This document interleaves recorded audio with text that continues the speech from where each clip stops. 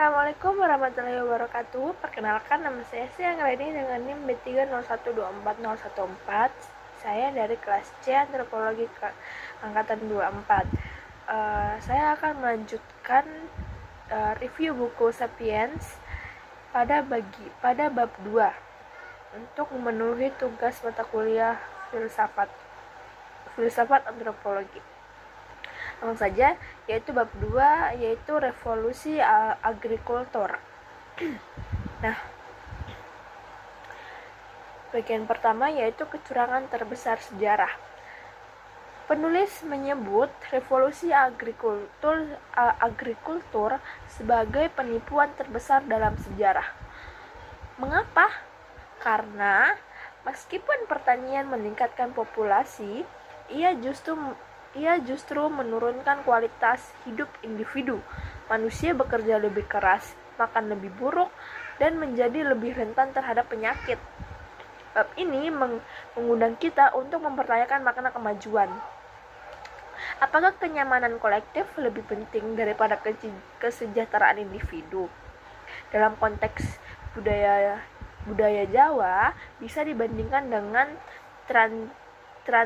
transisi dari kehidupan desa ke kota yang sering dianggap modern, tapi menyisakan kerinduan akan harmoni alam.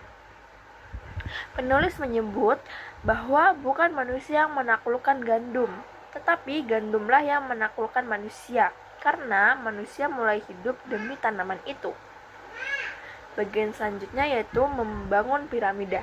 Setelah pertanian, manusia mulai membentuk struktur sosial yang kompleks, termasuk hierarki, birokrasi, dan agama.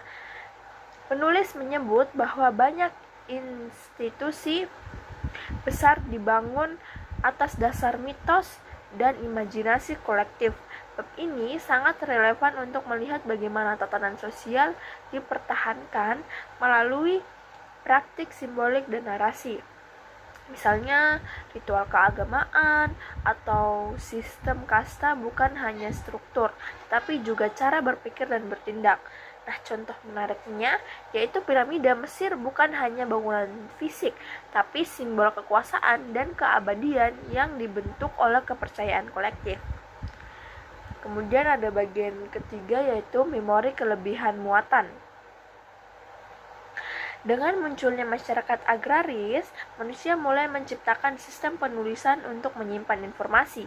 Namun, penulis menekankan bahwa penulisan awal bukan untuk sastra atau filsafat, melainkan untuk pajak dan birokrasi.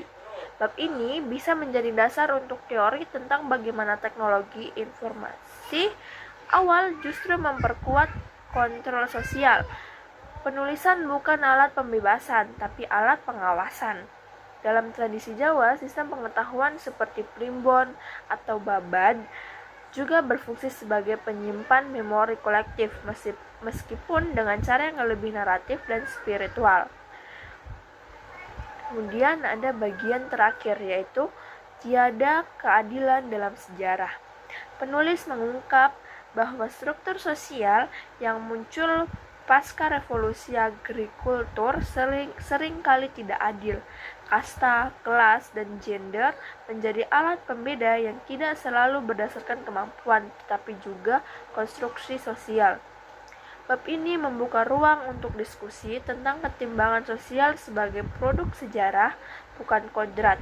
Dalam konteks lokal, bisa dikaitkan dengan bagaimana sistem feodal atau kolonial membentuk relasi kuasa yang masih terasa hingga kini. Sekian dari saya. Wassalamualaikum warahmatullahi wabarakatuh.